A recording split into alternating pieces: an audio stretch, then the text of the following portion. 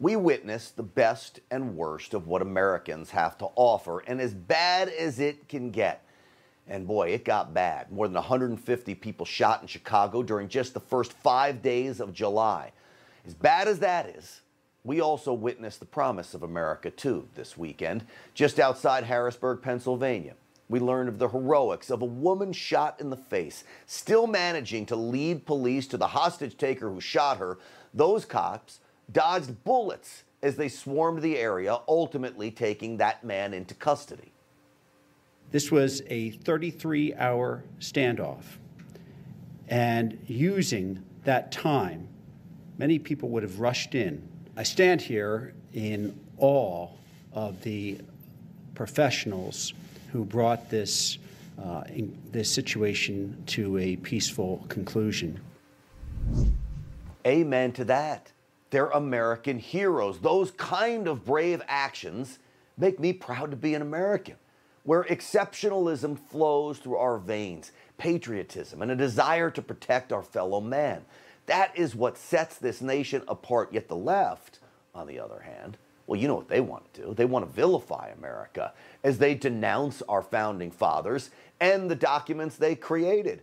Take a look at this outrageous tweet from NPR about the Declaration of Independence. You can see a document with flaws and deeply ingrained hypocrisies.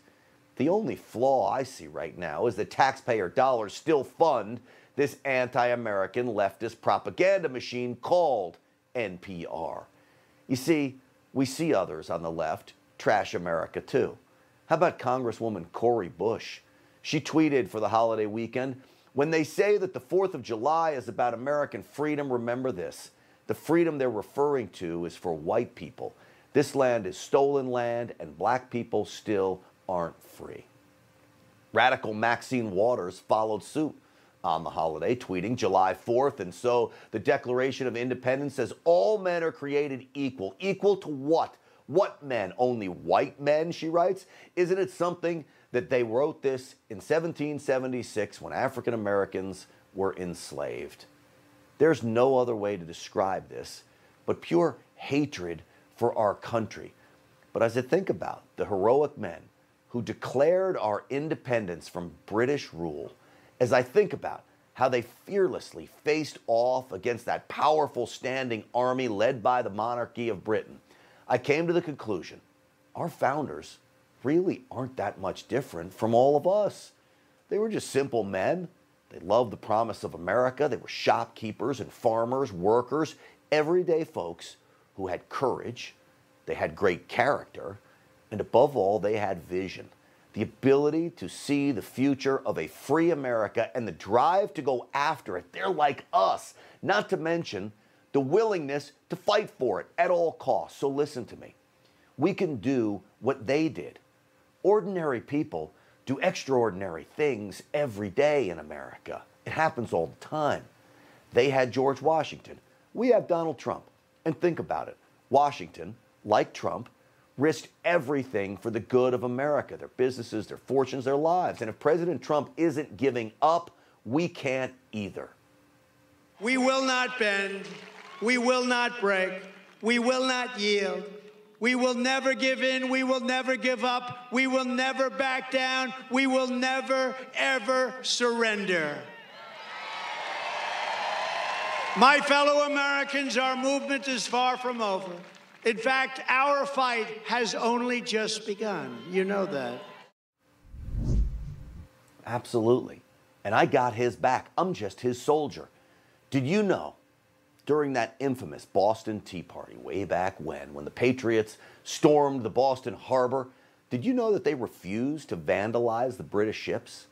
They methodically dumped the British tea into the water. But if they broke anything, they fixed it. Not many people know this. When they cut padlocks off of those ships, they replaced the padlocks. In some respects, it reminds me of January 6th, of that Capitol security breach.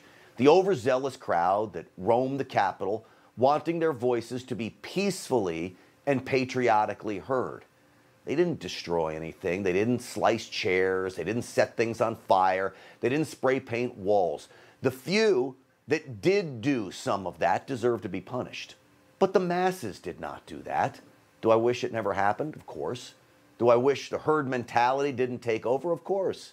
But by and large, the majority of those Americans do not deserve the FBI breaking down their doors with flashbangs. They now face the wrath of a tyrannical government that wants them all imprisoned. Trump-loving grandmas, Purple Heart winners, it doesn't matter. The left wants them all of us. They want us squashed, and they want us rendered powerless. That's how the British looked at Americans, by the way. So here is what needs to happen. Get inspired by our past. Be bold, don't back down, and most of all, the men who led the resistance against Britain were fabulous communicators. Become one. Fight with words and the truth. Use facts and the Constitution. And armed with that, I promise you, we cannot be beat. But you need to trust in the greatness of America. You could talk about it all you want. You have to trust it and have faith. Good always triumphs evil. Just as we saw the start of the Revolutionary War, the men and women who risked their lives and livelihoods for freedom were not all leaders, but they were all bold, they were all brave. They were soldiers, not sheep. And there is a huge difference between that. So I ask you right now, today, be a soldier of freedom, because right now we need you more than ever.